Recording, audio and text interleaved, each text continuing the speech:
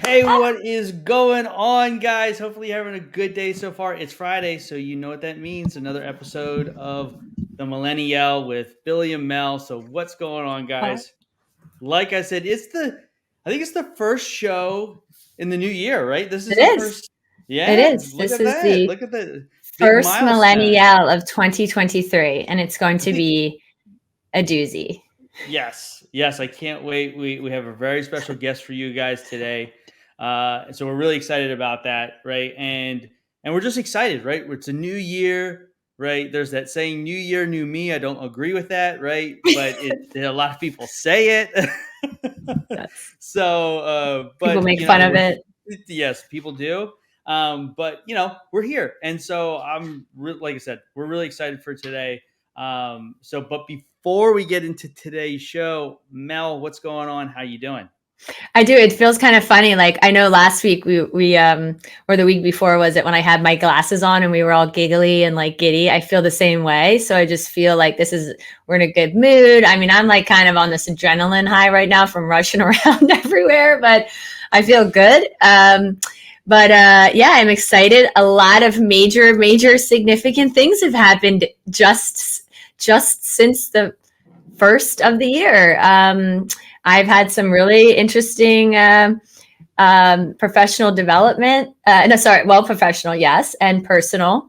Some hard conversations and some truths that I am not making excuses for anymore and facing my fears. So I have led this. I have like kicked off this year running with some major things. I'm not ready to share yet, but they are very good, very personal.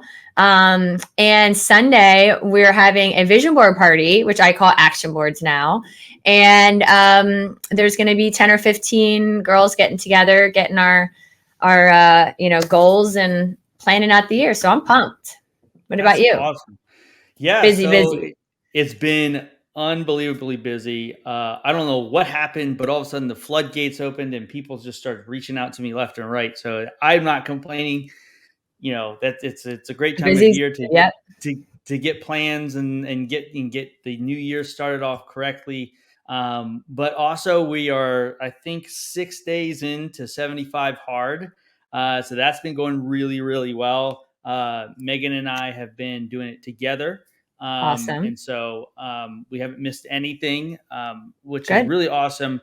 At night we do our 45-minute walk together, and so typically we take our phones, but we're not listening to anything. We're just talking, right? And Right. it's been really awesome, just to kind of do that and just do that together. So it's a great way to Yeah. start off the year. And so Fantastic. yeah, it's been really fun. So but without further ado, we have a very special guest, right? And so we're going to bring him up here in a second. But Jordan is from Yes. Harrisburg, right? And Yes.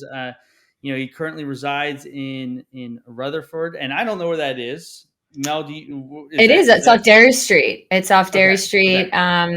That's where my printer is kind of. So yeah, I know got exactly it. where it is. And we connected on Instagram and social media a while ago. And he's been following the podcast and just really we've just connected on so many things that he's like, yeah, I want to be on the podcast. Let's go. Let's millennial. I think he actually thought he was not a millennial, but he's like right on the cusp and he was angry. I'll let him tell you, but he was like, I'm not a millennial. And I'm like, well, you kind of are, but um I think you remember we've talked about one like people that are on the edge, like even us that like associate more with, someone Gen X or something. So I'll Yeah, a let little. him I'll let him give his feelings on the reality Well, of being a I'm sure he's gonna have a very yeah. He's gonna have some comments on that, and so, but he's from Central Yep. Pennsylvania, with his wife Megan, his 5-year-old daughter. He's a performer, right? Performed in multiple bands, choirs, stuff like that. What I love, and we're definitely gonna have a discussion, and I kind of told him before we started. Loves to drink whiskey. Hey, I'm down for that. Listening to vinyl, that's all good too. And so I don't want to take too much of his thunder.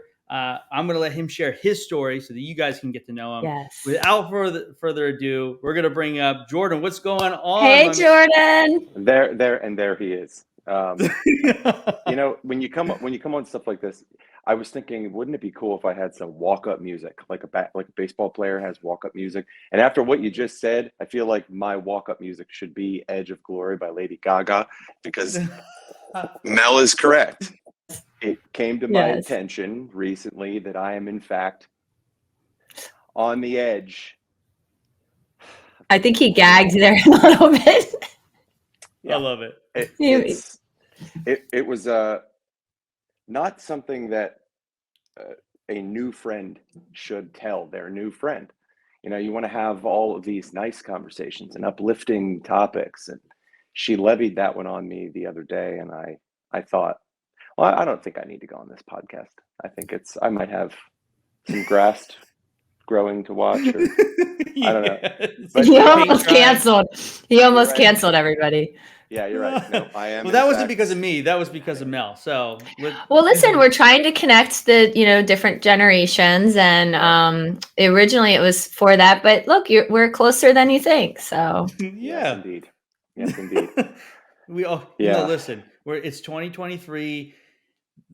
We're all learning something new about ourselves. That's what it's supposed to be, discovery, right? And that's what life's supposed to be about, discovering oneself. Yes. And so, yes. You have discovered another aspect of your life. So yeah, when you stop looking, then that's a bad sign. So yeah. Yes. I'm glad. Thank you, Mel, for giving me that insight to something I didn't know about myself. I'm very transparent and honest. So I love it. So, Mel knows stuff about you. I know a little bit just in our conversation we had before the show, but there's going to be a lot of people that are going to be watching this that have no idea who you are, right? So tell us a little bit about yourself, who you are, what you do, all those good things. I'll let you take it away. Yeah. So like you mentioned, the bio mentions that I'm living in the Rutherford area. Mel was correct. It's right up the hill from Derry Street. So if you're going on 322 towards Hershey, you've got the Walmart on your left.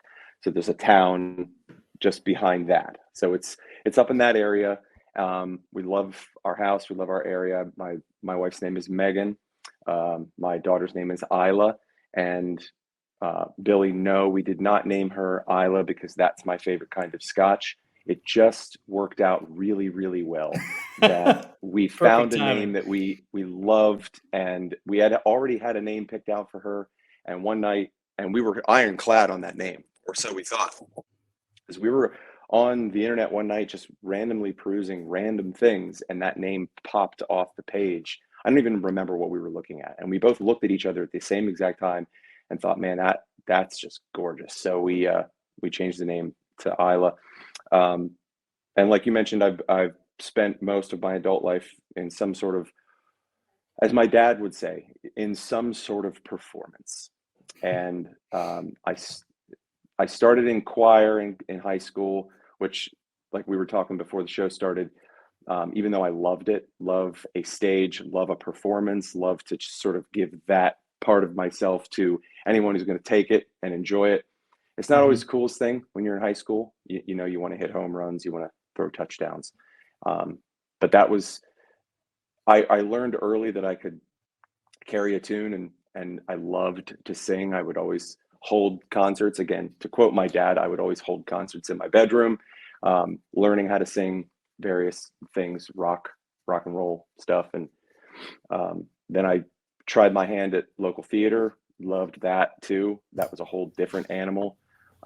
Like actually being on a stage and having a spotlight on you, much different than being in a choir when you have 50 people next to you. There's that big sound, but when you're the only one talking and you're 5 feet from the audience having to portray a character, wow, what a difference that was. And that bug bit me hard. And so I did that for several years, and then I moved into a whole other thing. I knew a guy from high school who was really, really, really good at guitar, and we started a rock band in the early 2000s and played around the area for a while. And then when we stopped that, I didn't do any sort of performing for a really long time, at all, actually. Hmm. And it wasn't until I got into the industry that I'm in. I am a trainer. So I'm a software trainer for a company. So I do corporate training, but I'm also training the Department of Defense now, which is really cool. That is cool. Oh, yeah. So being in front of a room, again, being able to put on a performance, you wouldn't think of a training as a performance, but when you come to my training, it is. And, You make it a performance. yeah, it has to be, because you train software, and I'm not training Adobe software. I'm training warehouse management software. It ain't glamorous. So you got to make it lively. That's cool. And then fast forward to now with the band that I'm in, Saint Eldred, with my cousin Josh, who has also been a performer since an early age as well. He's a very creative person. He's written stories. He's a hilarious guy. He's one of the kindest, sweetest men on the earth. And what's cool about Josh and this band is that, and not to get too into the weeds about that, but he's only been playing guitar for the better part of 3 years. And for us to be having the success that we're having, and he's, in the grand scheme of things, a brand new guitar player, is really wild, because he's a drummer by nature. He's spent his whole life being a drummer. And so, yeah, it's been really fun. And the way he picks up, it's actually obnoxious to me. He picks up things so quickly. And so, yeah, it's been good. So that's kind of me in a nutshell. That's awesome. And yes, then the whiskey thing. So there's that. Yeah, I mean, there's so much to unpack there. Like, because we were talking before the show, like we have very similar backgrounds in the sense of like, I was in choir, I was in performing arts. I did not know that, Billy. I did not know that. However, I was. Nope. However, never knew. I was also on the football team, on the wrestling team. Like, I love sports and I love singing. And so a lot of that, like what you said, I dealt with a lot of that stigma of like, oh, well, you're that kid in the choir. Yeah, but I'm also going to rip your face off because I know how to wrestle, right? Like, so I think you had another tool in the toolbox. I didn't have that. I think I helped change, because I remember like my senior year, a lot more football players came out for choir and stuff like that. And I think I maybe helped turn the tide a little bit, right? I like to think, I like to you set the tone, brother. Yeah. But yeah, that, I mean, I love that fact that that you're a performer, and but I think it was really interesting to hear like how you dealt with that as a kid. Like what were some of the things that you like distinctly remember, like how did you end up like getting past that kind of stigma, if that makes sense? That's a good question. It's funny because when you're talking about a certain person, whether it's you or myself or anybody that you know that performs, we always gravitate towards calling them a performer. But I've always been of the mind that someone who performs doesn't necessarily have to just be a performer. That can be a byproduct of a part of them that you don't even know about. Yeah. And for me, it's just it's a byproduct of, especially now, what I'm doing now, professionally, is a byproduct of me having a deep need to be in front of other people, experiencing vicariously what other people are experiencing, and sort of giving, whether it be entertainment, whether it be an emotional connection, having that part of me, which is that's the origin story there, and then using choir, using rock band, using fun training, whatever, to be the vehicle for that. So that at a young age, it was really just to put my head down and go for it, because I didn't have anything to fall back on. Like, I wasn't on the wrestling team. So it's not like Jordan Meathead could say, oh, you know what? I'm going to go out for choir. And, if anybody says anything, I'll just pound them. Yeah. It was, no, I'm going to go in here. I'm going to get laughed at. But as soon as they hear what comes out of my mouth, those jokes are going to stop. And God willing, that's how it worked out. it could have gone worse. Well, it sounds like confident. You had confidence in yourself. I did, because I didn't go out for the choir until I was already well aware of what I could do. I didn't do it at age 10. I didn't do it at age even 15. It wasn't until I was a junior in high school, and I'd already been singing on my own in private for many, many years, and knew I was better than most people I knew. So I just walked in one day, and I got looks, and I got the jokes, but then once it came out, then it was a different story. So it was just about, like using that part of myself that it's hard to put that part out. So you got to figure out a way to. I'm just curious too. I know Billy usually asks the questions, but I just have one too. Is how are your parents involved in that? Because we talk with a lot of millennial. We talk like this stereotypical like millennials, like parents are like, pushing and involved, and like were they encouring? Oh yeah. Overly encouraging, because a lot of it's like being told that you're. Like where does the confidence come in a lot of us is like also our parents, right? So, or just that, pushing, but I'm just curious where they were at. They were very encouraging from a young age. I would whistle. I actually really love classical music because my dad used to work with my grandfather at a classical station. So I grew up listening to it. So I would whistle parts of symphonies, and my mom would tell me, you're hitting every single one of those notes. You're really, really musical. You should do something musical. And so then fast forward to my older cousins introducing me to rock and roll. Then I start singing the songs, and I can hear these songs in my head, and I'm singing these songs in my head. And so my parents, when I would be up in my room singing for hours, literally, I could bring my sister on here to corroborate this because she was the cool kid. She was the cool kid in the family. I didn't go to high school parties. I didn't wrestle on the wrestling team. I didn't play basketball. I didn't play baseball.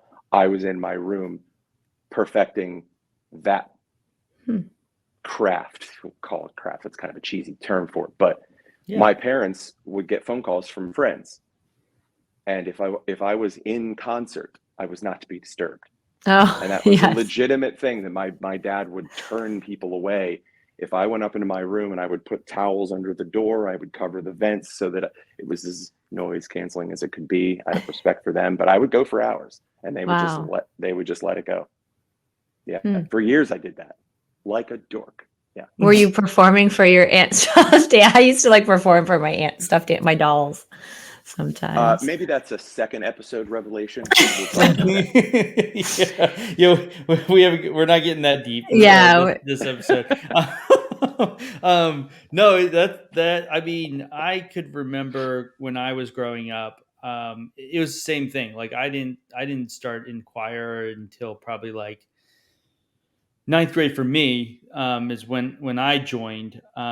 But it was kind of along the same lines as like I would just sing all the time, and I didn't really think but I was different. Like I didn't think I was that good. Like and I'm not like anything special, but I'm pretty good. But what's cool about that is you kept doing it anyway. Yeah, and I was just like, it made me feel good. I just remember that, like it made me feel good. That's the point. And having fun, and three of my best friends, they're still good friends of mine.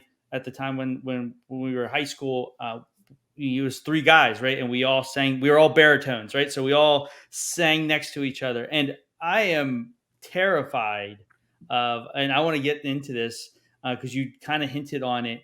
I am terrified of singing by myself, like singing just like on the stage by myself.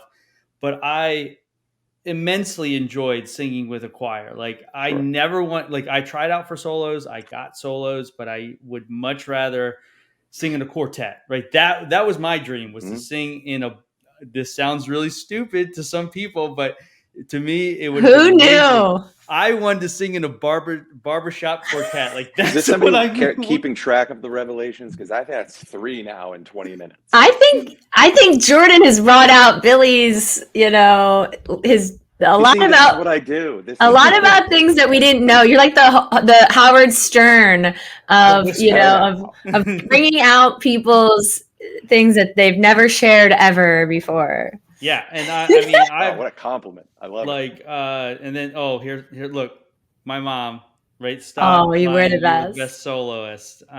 Thanks, mom. We love Thank you, you. Peggy. That was um, nice that you um, said that.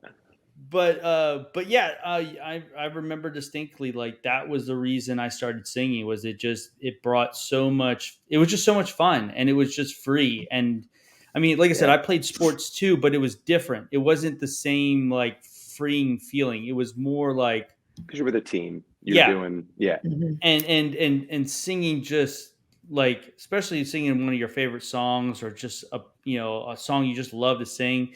It just, there's something about music that just is different than sports, right? Or different than anything else. You Well, with can sports, instantly, you have the ability to fall back on the fact that there's an expectation of failure. Nobody's going to say it, but think about baseball. Mm. If you fail 7 times out of 10, you're in a Hall of Fame. yeah, If you That's go on stage, interesting. yeah, if you yep, go on stage and you've missed 7 out of 10 notes, You're done. you don't play that bar again. So yeah, it's Wow, yeah. and then when you're a soloist, eek, you yeah, better be prepared. It is a yeah, Yeah, lot of pressure. You're right. it's a lot Yeah. of pressure. Yeah. yeah, yeah. Like, it's funny because, like, you'll watch those shows, singing, and you name any singing show, right? Like, there's a million of them, right? But you'll be like, I'll be sitting, on the couch, and I'll be like, "Ooh, that was flat," and like somebody I'm sitting with might be like, "What do you mean?" I'm like, "That was, that was definitely flat, or that was not how that was supposed to go," and it's just funny because, like you said, like, every moment in a song like that has to be absolutely perfect, right? Especially in a place like that. I mean, Yeah, you got one shot to go in. These 3 or 4 people they're staring at you, or you're hoping for them to turn around. I don't watch any of these shows. I know what I see in like Mhm. little clips, but my God. And I've always thought those things were not not cheesy, but that would be a really hard way to make it. But on the other side of that, all the credit in the world. Like Morgan Wallen, I just found out, this is how dopey I am. This is why I don't think I'm a millennial. I just found out a month ago that he was on Mhm. American Idol. I I didn't never know knew. for a long time either. I mean, and I I'm like the never knew biggest that. country fan, so yeah. Yeah, and I was like, wow. Like, and he went out and he had that one shot and he crushed it. And Mhm. that's crazy. yeah, That's yeah. crazy.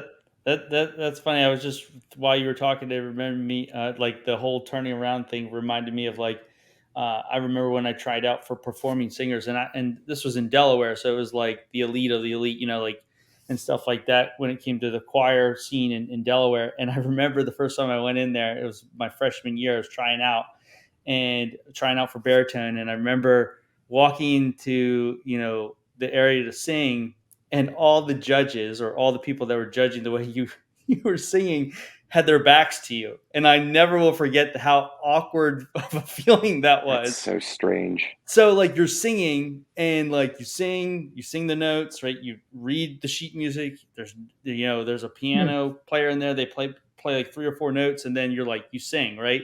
And then it was just like, you got done, and it was just like the most awkward thing in the world. I remember. I think So, about some of the guys that I emulated when I was first learning how to do rock and roll, and that if they were to be judged like that, where you're basically being judged like a machine, it's all about the notes. It's not about you. It's not about your performance. It's not about the perfect imperfections. None of those guys would have made it because mhm. it, it's not about that.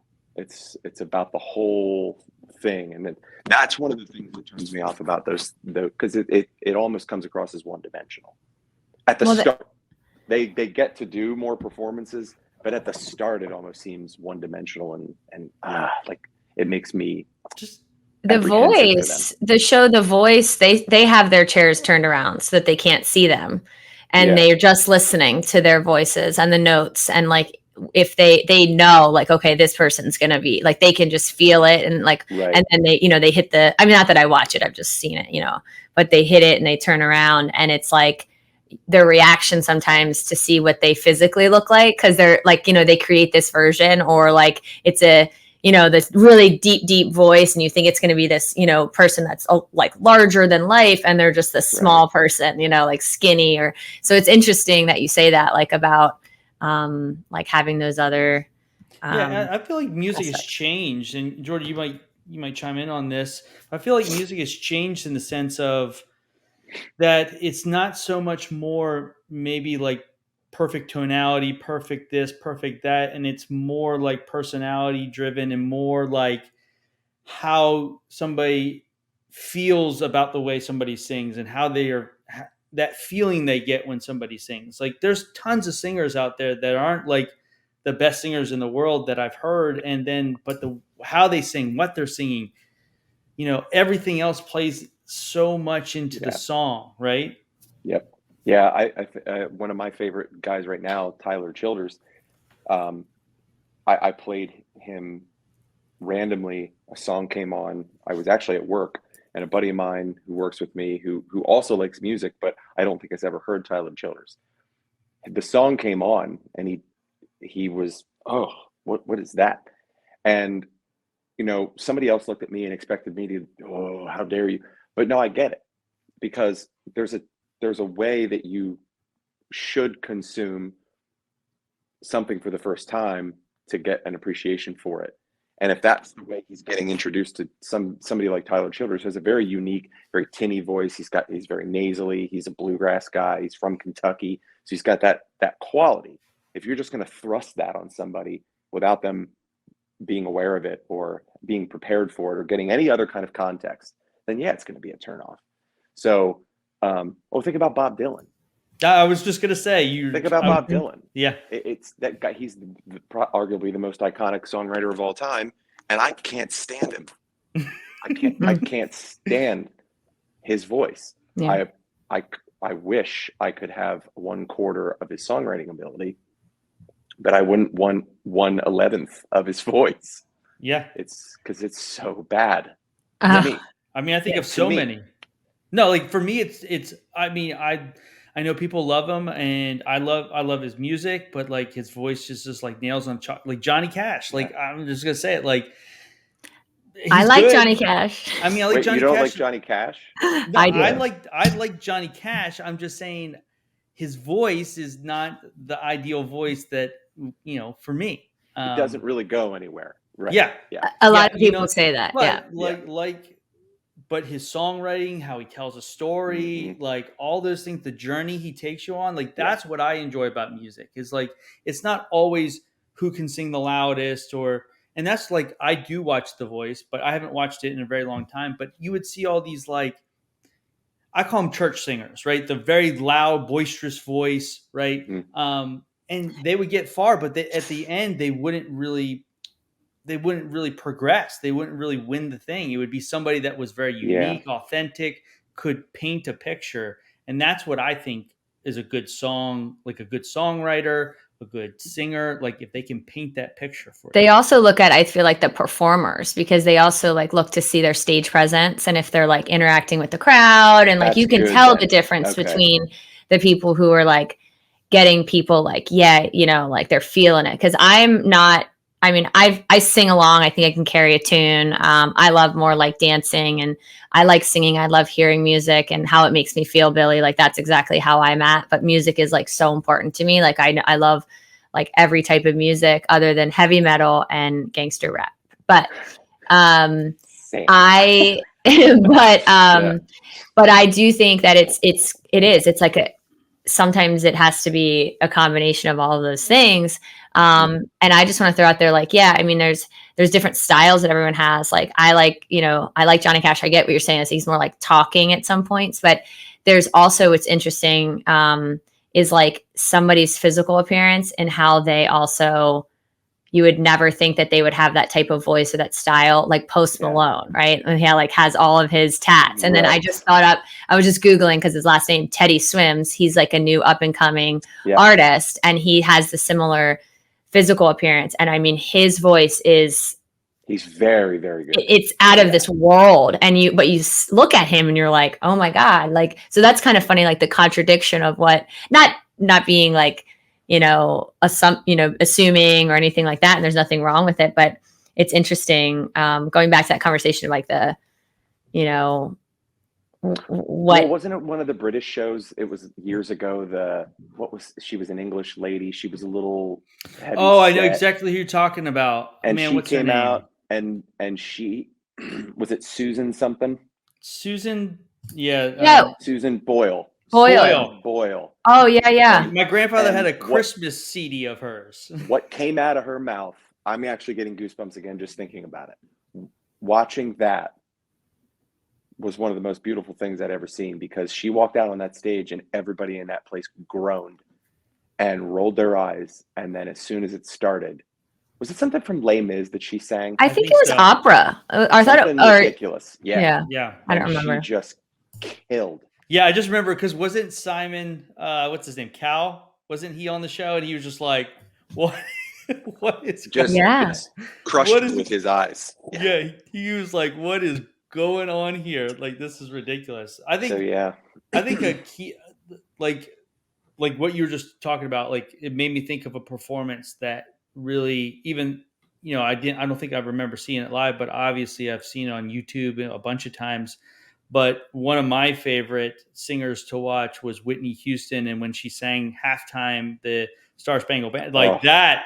I mean, no matter how many times I watch it, my daughter requests that video. Wow. Crazy she how loves it. Crazy good she was. Oh yeah. I mean, I know I'm not going to have Mel's moment since we have a guest, so I'm going to say what I would say now. But I'm hearing from all these conversations though too, and I want to bring up Jordan, like obviously, like it doesn't matter what, and we're not saying like what you look like or, you know, what you sound like or, you know, the preconceived notions and all these things that, you know, there's been things that have happened society wise, or, you know, that have made people out to not pursue things because of certain, you know, maybe it's, you know, physical appearance, or it's, you know, you don't necessarily, it's a, you know, like even the guys, the a cappella group, you know, that come here to Hershey, I forget their name. No, the Straight Like Chaser, you know, you think like it's called Straight No Chaser, but like, you know, 5, 6 guys in an a cappella group, you know, I mean, it exists, but it's like, you know, I mean, and they're high note, the high pitch and whatever, but it's really interesting that where I feel like lately there's been people that are pressing the boundaries of like what is the norm of society. But I think it's like that confidence you go back to. There's probably so many people who don't have that confidence to continue because of something, whether it's, you know, what they're told or, you know, what I don't know. And I just think that it's interesting going back to you saying that you had that confidence for so long that you really stuck with it, you know, despite some of the, you know, some of the feelings of that. But, you know, did you always want to be, is that what you just knew from a very early age? And you just were like, I'm doing this, you know, that maybe, you know, more people didn't have that to continue. Yeah, I think it's innate in me. It's innate in Josh, given who our grandfather was. I think that we got that because neither of my parents, you wouldn't catch them dead doing what I do. Same with his parents. So I can only assume that that genetic code we got from our grandfather, who we named the band after. And we've been through some adversity since we started. We lost a band member because we started this group with a female backup vocalist she was great, and she's a friend of ours, and we're still friends to this day. But she left the band to pursue starting a family, and so that's like she left right when we were ticking up, and so we had to pivot and figure that out. And then, you know, we also had gotten through all that after the pandemic. You know, we stayed together. We started this band literally a month before or 2 months before the pandemic became a thing, and we toughed through that. And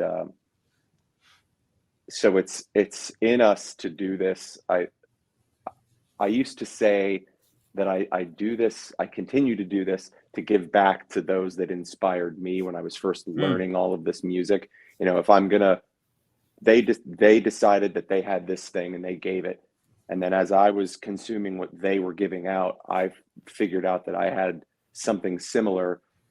How dare I not? I actually had somebody tell me once, because I was going to not do it. I actually had somebody who was a little older than me look me in the eye at a bar and say, he said, look around. I'd kill everybody in this bar to have half of what you got. Mm-hmm. So don't tell me this crap that you're not going to go. And this is when I had taken my break of performing. Yeah, there's a meme out there that's been going around about like, you think that you can't do things, but there's people out there looking at you saying, I wish I had half of their potential. There it is. Yeah. Yep. And it's a combination of that and just wanting to honor who we believe that we are. And that right there is cliche for a reason, because that is truly empowering. I know it. He knows it. We are told by others that it's worthwhile. So we'd be fools to not. And also what helps is, when family members die, when friends die unexpectedly, you got to get busy living or get busy dying. So this is all privilege. Do you want to share real quick? I know we were going to wrap up soon, but I have the privilege of working with Jordan on some stuff with the band and some graphics. So I know the story, but quickly, like how you came up with the name and what you're talking about too. Yeah, absolutely. Because I think that's really something important that is inspiring to others, like to hear if they're doing a business or something, that their story a little bit. Absolutely. Yeah. And I've always I like coming up with names of things, but when it comes to bands, I hate it. My favorite band name of all time is The Who, because they were going around their practice space one day, coming up with names that all started with the, and then every fifth name, Keith Moon, the drummer, would say, The Who, The Who, The Who, because he wasn't listening because he was drunk. And so they eventually called themselves The Who. I didn't know that. So that's funny. It's a cool story. He eventually ended up naming Led Zeppelin too, by the way. Look that up. It'll mean more to you. Oh, wow. The name Saint Eldred, we started out our band being called Tracing Shade. And that name was, we all showed up to band practice one day. We're all wearing cardigans. And so obviously we can't call ourselves the Cardigans because that was already taken. So I did an anagram of the Cardigans and just came up with Tracing Shade. It was the dumbest crap ever, but it worked. And so when Courtney left the band, we had to come up with a new name. So Josh and I are cousins. He's my direct cousin. He's like a brother to me. When my grandfather died, my grandfather was Mac McCauley. He started, after World War II, he started WGAL, WTPA, WCMB, was the voice of the Hershey Bears. Wow. And he was like the Frank Sinatra of central Pennsylvania. And if you met him, you knew exactly what he was about. He was like your typical cigar flitting, ad selling. He was the man. I love it. That's awesome. And so his given name, so he went by Mac McCauley. Everybody knew him by Mac McCauley. His given name was Eldred. So when he died and we had to come up with a different name, my uncles always called him the leader of the band. So Josh and I decided, well, let's make him leader of the band again, and we'll call the band Saint Eldred. And so that's how that name came to be. Wow. And we love it. That's awesome. I love when names have like a meaning, right? Like it's not just like, oh, hey, we just named it this, right? That's pretty cool. Yeah. I like that a lot. Yeah. It's meaning that you could tell somebody else and have it mean something to them. Yeah. Just because it's a cool story, it doesn't just mean something to me. It could be touching to somebody else. It's transcending, right? It transcends just me. Yeah. Yes. That's a good word, because that's what I was probably trying to think of when him and I, we were going back and forth on the story. I said, where did the name come from, and what does it mean? And I read it and I'm like, oh my God, wow, it's powerful. Yeah, your reaction was touching. Your reaction, that was cool to read. Yeah, it was really nice. That's awesome. It's really nice. Yeah. So, well, I know we're up against the time at the moment. I got to get the little girl off the bus. Yes. Yeah, so we're gonna just do the meme real quick. Right, we're gonna pop that up, and we're gonna go the millennial meme of the week. So I have two, and I'll go really quick. Sorry, I interrupted. I'm so sorry. Yes, you did. That was my time. was my it's- time, and now I'm just done. It's I quit. fracturing. Get me out of here. He does it so well too. The show must go on. Show must go on. So I have two, but here's what's really funny. I'll put one that's, I think you guys will laugh. And it's when theater kids try to do sports. And it's a thing. You guys have been talking about it. This is horrible. But you were talking about it behind the scenes about you guys playing sports. And I just thought it was pretty good. It was great. But it says try to do sports. But the real one, and this was actually behind the scenes as well. Interestingly enough, we were talking about where memes came from. Okay, now I couldn't find the recent original one, which they claim is the dancing baby is the first meme, but it's really a video. But okay, it's a meme. I get it. But I found it is this 99-year-old cartoon might be the first ever meme, 1920s, which it is, and it's literally how you think you look when a flashlight is taken. How you really look, and it shows. I'll pop these up, but this was from 1920 or 1921, and I don't know what flashlight means back then, but it must mean something. But I found, guys, the original meme from 1920. You did it. All right, that's wild. That's crazy. And then one really quickly at the end of each show, usually we give Mel a little bit more time to talk because that's her favorite thing to do. So we have Mel's moment. It is my favorite. But whenever we have a special guest, we give them the opportunity to give us a little piece of advice to take us into the weekend so that we have a great weekend. So I'm putting you on the spot. Sometimes I tell guests that I'm going to let about that, but I felt something today. I felt it today that I didn't need to tell you. You'd have something good for us. A piece, boy, that's dangerous. Telling me to give someone else a piece of advice. I really, the only piece of advice that I ever give anybody with any kind of conviction, besides the obvious things like don't cross the street without looking both ways or other things of that ilk, I would always say, just remember when you're trying to make a decision about something creative, there's nothing worse in the world than being boring. That's all I'm going to say. Don't be boring. I love it. That is true. I love it. That is so good. Don't be boring. Such a simple piece of advice. It's so good. That's what I love about it. So, but anyways, we're going to let you get out of here. We really appreciate it for you. Yeah, guys, thank you very much for asking me to come on. This was a lot of fun. And I really like the show. I'm going to keep listening and keep watching. Do you want to do Monday's Mindful with me? Yeah, let me look at my calendar. I think I could. I don't know when you do it. I train all day, and I won't be available until. Well, and you got to do it. My personal show, What's Brewing with Billy. Yes, you got to talk about bourbon and whiskey. I think the whiskey one is going to be good. Let's do that. Yeah. What's your Instagram for everybody? What's your Instagram? So I recently so it's funny, Billy, that we were talking about the whiskey thing because I actually just changed it because one of my 2023 goals is to dial back the whiskey drinking because admittedly I'll put myself out there. I let myself go on that a little too much, so I'm going to pull that back. I don't want my online persona to just be tied to just the whiskey community, so I just changed my name. It's at JC McCauley, so JCMCCAULEY, JC McCauley 00, I believe.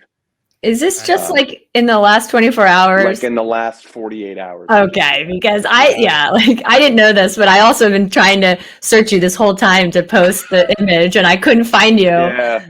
Shadow band. No wonder. All right. Well, everyone, we appreciate everybody that jumped on. He'll be back. He'll be back. We'll have him on the show again. Oh, and Saint Eldred at the Doyle in Duncannon next Friday night, 7:00. I might have to come because. Billy, we should go. Yes. So really, let's go. Let's do it. Yeah, it's a cool place. They recently renovated. It's going to be a blast. First show of 2023. Nice. Maybe we'll be there. Yeah, get us the information, and I'll be there. So, but anyways, guys, we appreciate you. Everybody jumping on, commenting. Make sure you're here every Friday for another episode of Millennial. We'll see you guys next week. Have a good one. Have a good weekend. Bye.